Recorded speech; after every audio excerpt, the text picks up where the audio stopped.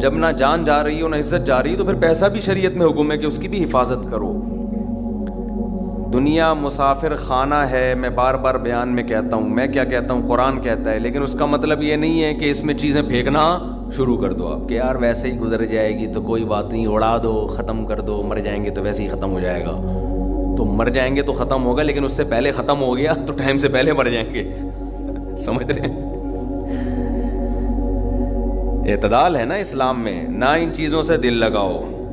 سورہ بنی اسرائیل کی کیسی بہترین آیت ہے. آج میں سفر سے آیا ہوں تو میری سیٹنگ بھی تھوڑی سی آؤٹ ہے کیونکہ میں سویا نہیں ہوں پوری رات.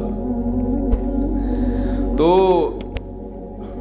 قرآن کے الفاظ دیکھیں, لا تجعل یدک مغلولۃ الی عنقک. نہ تو اتنے کنجوس بن جاؤ کہ اپنے ہاتھوں کو گردن سے باندھ لو, ولا تبسطها کل البسط, اور نہ اپنے دونوں ہاتھوں کو ایسے پھیلا کے اڑانا شروع کر دو.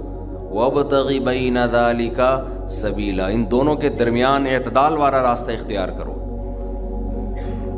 اچھا, ہر آدمی کہتا ہے میں اعتدال سے چل رہا ہوں کہ نہ میں اتنا ایسے اڑا رہا ہوں اور نہ میں کنجوس ہوں, کیونکہ میں نے اس دن میری گاڑی کا شیشہ ایک بندے نے صاف کیا تھا, میں نے اس کو 10 روپے دیے تھے, میں تو بالکل بھی کنجوس نہیں ہوں. اس دن چمونی آپا آئی تھیں ہمارے محلے میں, میری والدہ کی بڑی اچھی دوست ہیں, تو میں نے ان کو چائے پلائی تھی. میں تو میں نے یہاں میری مسز نے کہا تھا کہ 2 سموسے لے آؤ, میں لے آیا تھا. اگر میں کنجوس ہوتا تو میں کہتا نہیں, نان نفقے کے علاوہ کچھ بھی گھر میں نہیں آئے گا. تو آپ میں اعتدال ہے یا نہیں یہ فیصلہ خود نہ کرو میرے بھائی. کبھی کچھ دن سخی لوگوں کے ساتھ گزارو تو ہم سب کو پتہ چلے گا کہ ہم سب کیا ہیں, کنجوس ہیں. سمجھ رہے ہو, ہم سب کنجوس ہیں. کچھ دن سخی لوگوں میں اٹھو بیٹھو. اسلام چاہتا کیا ہے؟ جو اسلام چاہتا ہے وہ تو میں پوری بات کہوں گا تو شاید جمعہ پڑھنا چھوڑ دیں آپ لوگ. اسلام کہتے ہیں مسافر خانہ سمجھو اس کو, اتنا نہ اڑاؤ کہ کل مانگنے کی ضرورت پیش آ جائے, بس اس سے کم خرچ کرو, ٹھیک ہے نا. یہ رکھنے کی چیز نہیں ہے. لیکن ہم یہ نہیں, ہم نے تو کتنے سالوں کا جمع کر کے رکھا ہوا ہے, جمع ہوتا جا رہا ہے, ہوتا جا رہا ہے, ہوتا جا رہا ہے, پلاٹ کی شکل میں, گولڈ کی شکل میں, دکانیں, پھر پراپرٹی, ہوتے ہوتے ہوتے. کمال کی بات یہ, اسلام کمانے سے منع نہیں کر رہا, جمع کرنے سے منع کر رہا ہے. اور ہم نے دینداروں کو دیکھا ہے کمانے کی زیادہ کوشش نہیں کر رہے, جمع زیادہ سے زیادہ کر رہے ہیں. عجیب بھائی, ارننگ بڑھاؤ, اپنی ڈبل کر دو, اس میں فائدہ ہے. مسلمان پاورفل ہوگا تو اسلام ترقی کرے گا. تو کہتے ہیں نہیں یار میری آمدن مہینے کی اتنی ہے تو مجھے کیا ضرورت ہے. لیکن اس آمدن کو کیا کر رہے ہیں, جمع کر رہے ہیں. بھائی کمائی ڈبل کر دو تاکہ خرچ بھی کیا ہو جائے, خرچ اچھی جگہوں پہ شروع کر دو. اپنے لیے نہیں کماؤ, قوم کے لیے کمانا شروع کر دو نا. ڈبل کمانا شروع کر دو, 4 گنا کمانا شروع کر دو, لیکن اس کمائی کو پھر خیر کے کاموں میں خرچ کرو. نبی صلی اللہ علیہ وسلم نے فرمایا ایماندار تاجر وہ شخص جو اس لیے تجارت کرے کہ لوگوں کے سامنے ہاتھ نہ پھیلانا پڑے, ایمانداری کے ساتھ تجارت کرے. پیغمبروں کے ساتھ ہوگا قیامت کے دن. حضرت عثمان اگر تھوڑا کماتے تو 400 گھوڑے دیتے جہاد میں, بولو نا. گھوڑا لینڈ کروزر تھا اس زمانے کی, 400 V8 حضرت عثمان نے دیے ہیں. کتنا کمایا ہوگا. ہاں اتنا کمانا کہ آپ اپنے صحت کی کبھی خیال نہ کر سکیں, آپ بیوی بچوں کو بھی ٹائم نہ دے سکیں, وہ پھر کمانے میں بے اعتدالی ہے. کمانے کا ایک حد تک آپ کے ٹائم اور جسم سے تعلق ہے, اس کے بعد کھوپڑی سے تعلق ہے. کھوپڑی نہیں استعمال کر رہا, گدھا بنا ہوا ہے, محنت بہت کر رہا ہے. ہم نے ایسے کمانے والے دیکھے ہیں کہ سارا دن کمانے کی فکر میں ہوتے ہوتے بچوں کی فکر ہی نہیں ہے, بیوی کو ٹائم نہیں دے رہے, ماں باپ کو ٹائم نہیں دے رہے, اپنی صحت کو ٹائم نہیں دے رہے. تو زیادہ کمانے کا یہ مطلب ہرگز نہیں ہے. زیادہ کمانے کا مطلب یہ ہے کہ کمانے میں ٹائم تو آپ نے اتنا ہی دینا ہے جتنا آپ کی صحت اجازت دیتی ہے. نماز کا ٹائم نکلے, تہجد کا ٹائم نکل جائے, تسبیحات تلاوت کا ٹائم نکلے اس میں آپ کے لیے, کچھ اللہ کا ٹائم بھی نکلے, کچھ دین کی تبلیغ کا ٹائم بھی نکلے, کچھ پڑھائی کا ٹائم بھی نکلے. ویڈیو نہیں بنائے بھائی, یہاں لکھا ہوا ہے نا, کچھ پڑھائی کا ٹائم بھی نکلے, یہ تمام چیزوں کا ٹائم نکلنے کے ساتھ ساتھ پھر کمانے کو ٹائم دینا ہے. اس میں پھر جب اتنا ٹائم دے کے پھر پلاننگ کر کے اس کو بڑھانے کی کوشش کرنی ہے, یعنی ارننگ کو بڑھانے کی کوشش کرنا ہے. یہ نہیں کہ آپ نے ٹائم زیادہ دینا شروع کر دیا, اس میں ٹائم زیادہ دینے سے تو آپ کی صحت کو نقصان ہوگا نا. ارے 5 نمازیں تو پڑھنی پڑیں گی نا ٹائم پہ, پھر تلاوت روزانہ کرنی ہے کہ نہیں کرنی ہے, صبح و شام کی تسبیحات ہیں وہ بھی کرنی ہے, تہجد کی بھی کوشش کرنی ہے, باپ کو بھی ٹائم دینا, اماں کو بھی, بیوی بچوں کو بھی, پھر باقی پھر اپنی ایکسرسائز وغیرہ صحت کو بھی, پھر باقی ٹائم کس کو دینا ہے, وہ پیسہ کمانے کو دینا ہے. پھر اس پیسہ کمانے کے کو جتنا ٹائم آپ نے دے دیا تو اس میں آپ کہہ سکتے ہیں کہ پھر ہم اس کو بڑھائیں کیسے, ہم تو 8 گھنٹے کمانے کو دے رہے ہیں, اب اس میں کیسے بڑھائیں ہم. تو بھائی کھوپڑی استعمال کر کے کیا کریں, اس کو بڑھائیں. کھوپڑی سے چیزیں بڑھ جاتی ہیں, کھوپڑی تو استعمال مسلمان کر ہی نہیں رہا ہے نا.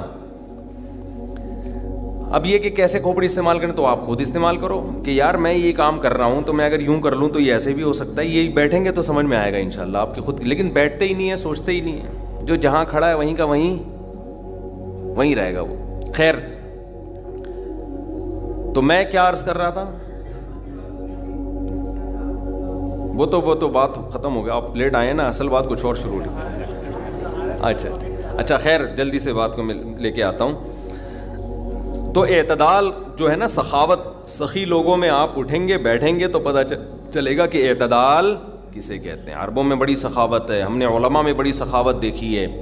تو سخاوت کا مطلب یہ ہے کہ آپ اتنا خرچ نہ کریں کہ کل آپ کو مانگنا پڑ جائے. اس کا علماء نے ایک معیار بیان کیا ہے, وہ خوب اچھی طرح سمجھ لیں, وہ بڑا زبردست معیار ہے کہ اپنے اور اپنے بیوی بچوں کے لیے 1 سال کا ذخیرہ کر لیں پیسوں کا, چاہے وہ گولڈ کی شکل میں ہو یا کرنسی کی شکل, بہتر ہے گولڈ کی شکل میں ہو. آج اگر آپ جاب لیس ہوتے ہیں تو 1 سال تک اگر آپ کو جاب نہ بھی ملے تو آپ نے جو پیسہ اسٹور کیا ہوا ہے اس سے اسی معیار کی زندگی اپنے گھر والوں کو دے سکتے ہیں جو اب تک دیتے آئے ہیں. اور یہ 1 سال آپ کے پاس جاب تلاش کرنے کا یا کاروبار دوبارہ سے اٹھانے کا آپ کے پاس موقع ہے. 1 سال سے زیادہ کی پھر کوئی انتہا نہیں ہے. لوگ کیا کرتے ہیں, جمع کر رہے ہیں کہ کل اگر جاب چلی گئی, کل اگر کاروبار ٹھپ ہو گیا تو بھائی کل کیا, پھر تو خبر تک کا رکھو سنبھال کے, وہ تو پھر ٹینشن سے ہی دنیا سے جاؤ گے. تو کچھ اللہ پہ توکل کرو نا اس معاملے میں. اللہ ہمارے بس میں یہ تھا 1 سال ایک خاص مقدار ہوتی ہے, اس میں چاروں موسم آ جاتے ہیں. بھائی کاروبار آپ کا نہیں چلا, سردی میں نہیں چلا تو ہو سکتا ہے گرمی میں چل جائے, خزاں میں چل جائے, بہار میں چل جائے, تو کبھی نہ کبھی تو چلے گا. نہیں چلا تو پھر اللہ نہیں چلانا چاہتا, وہ اسی میں اللہ کرے بیٹھ کے. جو آدمی اللہ پہ اعتماد توکل نہیں کرتا وہ تو کبھی زندگی میں سکون میں آ ہی نہیں سکتا ہے. تو 1 سال کا اسٹور کر لیں آپ. اور بہت اللہ نے پیسہ دیا ہے تو بچوں کے لیے ایک پراپرٹی لے کے ڈال دی, پلاٹ 2-4 لے کے ڈال دیے. مرنے کے بعد بچے بالکل روڈ پہ نہ آ جائیں, بس باقی کیا کرو, کھاؤ کھلاؤ. ٹھیک ہے, کیا کریں. ایک لطیفہ سنا دوں, ہمارے ایک دوست نے بھیجا تھا, بڑا زبردست قسم کا. ہمارے ایک دوست ہیں لاہور میں, انہوں نے کسی کا لطیفہ بھیجا, لیکن لطیفہ بڑا سبق آموز ہے. وہ ایک آدمی گیا گوشت کی دکان پہ, شاید آپ لوگوں نے بھی سنا ہو, اور کہنے لگا کہ 1 کلو گوشت دے دو. اتنے میں ایک بندہ آیا, یہ آدمی لینڈ کروزر میں گیا نا, بڑی VIP گاڑی میں, مالدار آدمی ہے. گوشت کتنا لے رہا ہے, 1 کلو. دوسرا آدمی آیا, اس نے کہا بھائی 10 کلو گوشت دے دے, چانپیں بھی اور دل بھی, کلیجی بھی, پٹ کا گوشت الگ, بکرے کی الگ نکال, فلانے الگ نکال. بڑے بھائی وہ کسائی اس کو چھوڑ کر اس کے پیچھے لگ گیا نا, کہ اس کو پہلے گوشت بنا کے دیا. یہ جو 1 کلو والا تھا نا, 1 کلو والا, اس کو غصہ آیا کہ یار اس کو تو 10 کلو دے رہا ہے کم بخت, 10 کلو والے کو پہلے دے رہا ہے. اس نے کہا بھائی وہ اس کا آرڈر بڑا ہے, وہ پرانا کسٹمر ہے ہمارا. اس نے کہا یار اس کے پاس اتنا پیسہ کہاں سے آیا کہ اتنا ویسے گوشت لے کے جا رہا ہے. اس نے کہا بات یہ ہے کہ اس کی 4 بیویاں ہیں. اس کی کتنی بیویاں ہیں, 4 بیوی, چاروں بیوہ ہیں. اور یہ چاروں بیویاں کسی مالدار آدمی کی بیویاں تھیں جو ان کے لیے بہت پیسہ چھوڑ کے گئے اپنی بیویوں کے لیے. اس مالدار نے کھایا کم اور بچایا بولو زیادہ.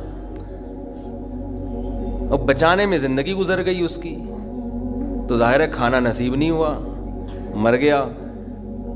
وہ مر گیا جب میں نے اس اسٹائل سے کہا نا, تو مجھے وہی یاد آ گیا لڈن جعفری, اللہ مر گئے پھر دوبارہ زندہ ہو گیا, کچھ اسٹائل اچھا تھا. تو بچایا نہیں, اور سوری بچا کے مر گیا. اب ظاہر ہے بیوی جو تھی ان کو پیسہ مل گیا ٹھیک ٹھاک, اب ان کے پاس پیسہ ہے, بندہ مارکیٹ سے شارٹ ہے. عورت کو ظاہر ہے پیسے کے ساتھ شوہر بھی تو چاہیے نا, اس میں بھی ڈیزائرز ہیں, اس کو بھی ضرورت ہے میاں کی. تو یہ غریب کا جذبہ تھا 4 شادیاں کرنے کا نا, تو یہ کرتا چلا گیا. پرانے والے کا سارا پیسہ کس کے پاس آ گیا, اب یہ بیوی کے خرچے پہ کھا رہا ہے, یہ بچا نہیں رہا, ظاہر ہے عورت کا پیسہ ہے. تو یہ دوسرے کے پیسے پر ان کی بیویوں سے شادی بھی کی ہوئی ہے, اور اس دوسرے کے پیسے پر کھا بھی رہا ہے. اس لیے یہ 10 کلو گوشت لے کے جاتا ہے, سمجھ رہے ہو. اس نے فوراً کہا میرے لیے بھی 10 کلو بنا دے, میں نہیں چاہتا میرے مرنے کے بعد میرا ہوا بچا پیسہ کوئی اور بے غیرت استعمال کرے. معذرت کے ساتھ, ابے پہلے خود تو کھاؤ. اس وقت جو تمہاری حاضر سروس بیوی ہے, بولو تم جب تک میری بیوی ہو تو کھاؤ, ٹھیک ہے نا, تم بھی کھاؤ میں بھی کھاؤں گا. مر گئے تو بھائی وہ اس کے لیے نکاح کا دروازہ, اور جب ہمارے بیانات چل رہے ہیں تو یہ تو اور دروازہ کھل گیا ہے. پہلے تو بیوہ کو رشتہ ہی نہیں ملتا تھا نا, اب تو بہت سی بیوہ ایسی مارکیٹ میں آ گئی ہیں, پیسہ بہت ہے, بندہ نہیں ہے, ہم اپنے خرچے پہ شادی کرنے کے لیے تیار ہیں, کوئی شریف آدمی مل جائے ہمیں. اب تو ایسی بیوہ بہت آ گئی ہیں مارکیٹ میں کہ جی پیسہ ہمارے میاں بہت چھوڑ کے گیا, بندہ نہیں ہے. تو میں نہیں کہہ رہا آپ بیوی کے لیے پیسہ نہ بچائیں, لیکن یہ دماغ میں رکھیں کوئی بغیرت آپ کے پیسے پہ آپ کی بیوی کے ساتھ زندگی گزارے گا, خرچہ آپ کا ہوگا, آپ اس کو پیسہ دے کے جا رہے. تو اعتدال اس چیز میں ضروری ہے. ایسے لاوارث نہ چھوڑو اپنے بیوی بچوں کو, لیکن اعتدال, اتنا بھی نہ دو تو کہ ہری ہری سوجنا شروع ہو. بچوں کے لیے بھی بناؤ کچھ. خیر, کہاں سے کہاں بات چلی گئی یار, تو جلدی سے بات کو سمیٹتا ہوں, کیا کروں, پھر گھوم پھر کے ادھر ادھر دائیں بائیں جانے لگتے ہیں. تو یہ میں ان لوگوں کے لیے یہ لطیفہ ہے جو بہت زیادہ بچانے کی فکر کرتے ہیں. میں کہتا ہوں نا, آپ اپنی اولاد کے لیے بچا رہے ہو, اپنی اولاد کے لیے بچا رہے ہو, کھا نہیں رہے نہ خرچ کر رہے ہو بچوں کے, تو بچے پھر جب بچوں کے پاس آئے گا تو وہ اپنے بچوں کی فکر میں بچائیں گے. تو آپ بھی تو خود کسی کے بچے ہو نا, آپ کھاؤ, بولو مجھے اپنے ابا کے بچوں کی فکر ہے, میرے ابا نے میرے لیے چھوڑا تھا, میرے بچوں کے لیے تھوڑی چھوڑا تھا. اور اگر آپ کے ابا نے آپ کے بجائے آپ کے بچوں کے لیے چھوڑا تھا, تو آپ کے ابا تو بڑے بے وقوف تھے, کیونکہ بچوں کے لیے بھی اس لیے چھوڑا کہ وہ اپنے بچوں کے لیے چھوڑیں, پھر تو کھائے گا کون پھر اس کو بیٹھ کے. بات یہ کہ اللہ پہ اعتماد اور توکل بالکل ختم. یہ بھول گئے ہیں کہ جب انسان دنیا میں آتا ہے تو صرف پیٹ نہیں لے کے آتا, 2 ٹانگیں 2 ہاتھ کمانے کے لیے لے کے بھی آتا ہے. آپ کا بچہ اپاہج ہے تو سمجھ میں آتی ہے بات, 2 ہاتھ 2 ٹانگیں, تو بھائی جیسے آپ نے کمایا وہ بھی کمائے گا انشاءاللہ. جب آپ پیدا ہوئے تھے خدا نے آپ کی ماں کی چھاتیوں میں آپ کے لیے رزق پیدا کیا تھا, آپ کا بچہ پیدا ہوا تو اس کی ماں کی چھاتیوں میں بھی خدا نے رزق پیدا کیا ہے. تو اس کا مطلب رزق بچہ لے کر آ رہا ہے. تو فکر کرو اعتدال کے ساتھ, اس کو سروں پہ مسلط نہ کرو,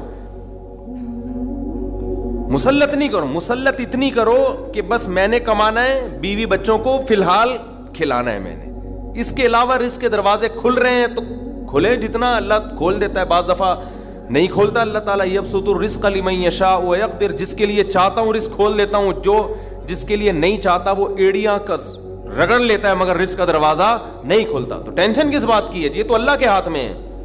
آپ نے کوشش کرنی ہے, نتیجہ آپ کے ہاتھ میں نہیں ہے. اللہ غریب رکھے تو بھی خوش, انجوائے کرو یار, جس نے مجھے کھلا دیا تو بس میری ضرورت بھی 2 پراٹھے ہیں, تو میرے بچوں کی بھی یہی ضرورت ہے, اللہ ان کو بھی کھلا دے گا. اللہ میں لاہور سے آیا ہوں, پراٹھا آتے ہی پراٹھا کھایا ہوٹل پہ جا کے, اتنا مزہ آیا کہ سبحان اللہ, نہیں ملتے پنجاب میں یہ والے پراٹھے, یہ چیز نہیں ہے پنجاب میں. پنجاب میں لسی ہے, پائے ہیں ہوں گے بھائی, یہ چیز نہیں ہے بھائی. رفیع بھائی بہت دیکھ لیا, مایوس ہوتا ہے نا انسان جا کے, وہ ناشتے کا وہ لک ہی نہیں آ رہا ہوتا. تو ہماری ضرورت بس یہی ہے تو اللہ دے دے تو ٹھیک ہے بھائی, کچھ بہت دے دیا, کھا بھی لیا, استعمال بھی کر لیا, تو چلو یار ایک آدھ بحریہ ٹاؤن میں بچوں کے لیے پلاٹ بنا کے چھوڑ دیا, مر آ جائیں گے تو چلو. اس سے زیادہ tension tension tension tension tension آخرت کی ہے. ہمارے ایک دوست نے پراپرٹی لی, اس کے ساتھ ہی قبرستان بھی ہے, تو بار بار وہاں کھڑے ہو کے بول رہے ہیں کہ یار دیکھو, میں ان سے کہہ رہا تھا, ان کو ڈرا رہا تھا, میں نے کہا آپ اپنا پلاٹ دیکھ دیکھ کے خوش ہوتے رہتے ہو, اصل پلاٹ تو یہ ہے, یہاں ہے, تھوڑے دنوں میں کدھر آنا ہے, ادھر آنا ہے. میں نے کہا یہاں آپ جو پلاٹ لیا اس پہ مکان بناؤ گے 10 15 20 سال کی کہانی ہے آپ کی, اس سے زیادہ کی مجھے سفید بال دیکھ کے لگ رہا ہے کہ ہوگی نہیں. اور یہاں 20,000 25,000 30,000 پتہ نہیں کتنا رہنا پڑے. تو جب اپنی پراپرٹی کو دیکھنے جاؤ, ساتھ میں یہ قبرستان پہ تھوڑی دیر کھڑے ہو کر دیکھ لیا کرو کہ یار آنا کہاں ہے, ادھر ہی. تو اتنا زیادہ خوش ہونے کی بالکل بھی ضرورت نہیں ہے. اس کی تیاری کیا کی ہے اس قبر کی, اس کی تیاری کرو. اس کی تیاری ہے راتوں کو تہجد, اللہ کے سامنے گڑ گڑانا, نظر کی حفاظت کرنا, حرام کھانے سے اپنے آپ کو بچانا, اپنی اولاد کی اچھی تربیت کرنا. یہ اس کی تیاری ہے اس قبر کی. ذکر کرنا, دیکھو یہ جو ہم ذکر کرتے ہیں نا, لا الہ الا اللہ یا سبحان اللہ والحمد للہ, یہ ہلکے کلمات نہیں ہیں. لوگ اس کو ہلکا سمجھ رہے ہوتے ہیں نا, کہ کوئی تسبیح پکڑ کے لا الہ الا اللہ اللہ اللہ کر رہا ہے بیٹھ کے, کیا کر رہا ہے, ٹائم ویسٹنگ معاذ اللہ. اللہ کو سب سے زیادہ یہ عمل محبوب ہے کہ میرا تذکرہ کر رہا ہے. ہم جب دنیا کا تذکرہ کرتے ہیں, پراپرٹی وہاں چلی گئی, ابے تجھے پتا ہے وہ بھی ہاتھ سے نکل گئی پراپرٹی, اور یہ بھی ہو گیا اور وہ بھی ہو گیا, ابے تجھے پتا ہے آج کل کون سا بزنس چل رہا ہے, صبح و شام دنیا دنیا دنیا جو کرتے ہیں نا, اس میں ہمیں دلچسپی ہے, اللہ کو کوئی دلچسپی نہیں ہے. یہ فنا ہونے والی چیز ہے. اور اگر ہم زبان سے لا الہ الا اللہ اللہ اکبر شروع کر دیں تو اس میں ہمیں دلچسپی نہیں ہے, لیکن اللہ کو اس میں بہت دلچسپی ہے. نبی صلی اللہ علیہ وسلم نے فرمایا اللہ کے ذکر کے علاوہ سب کچھ اس دنیا میں باطل ہے, سب کچھ باطل ہے. دنیا کا تذکرہ بھی اللہ کے لیے ہو تو اچھا ہے. آپ پراپرٹی بھی لے رہے ہیں تو یار اللہ کے لیے لے رہا ہوں میں, کہ اللہ کا حکم ہے کہ سب اڑاؤ نہیں, کچھ اگر اللہ نے وسائل دیے تو کچھ بچا لو اولاد کے لیے, تو اللہ کا حکم ہے تو یہ ذکر بن جائے گا. لیکن ہمارے ایسا نہیں ہے ہمارا مزاج. ہم تو دنیا کے چسکے لے لے کے تذکرے کرتے ہیں ہر وقت. تو یہ اس کی اگر ہم معمول بنا لیں نا, تسبیح ہاتھ میں رکھیں, میں نے دیکھا اس کا بڑا اثر پڑتا ہے. لاشعوری طور پر انسان کی زبان چلنا شروع ہوتی ہے, لاشعوری طور پر. تو عادت ڈالیں اللہ کا نام لینے کی, اس سے ادھر سے دماغ ہٹے گا. یہ جو گند میں دنیا کے گٹر جو ہمارے حضرت فرمایا کرتے تھے, دنیا کی محبت کے دلوں میں گٹر ابل رہے ہیں, تو سکون کہاں سے ہوگا؟ سکون خوشبو میں ہوتا ہے, گٹر کی بدبو میں تھوڑی ہوتا ہے. یہ دنیا کی محبت میں بھی اسمیل ہے, ایک بدبو ہے.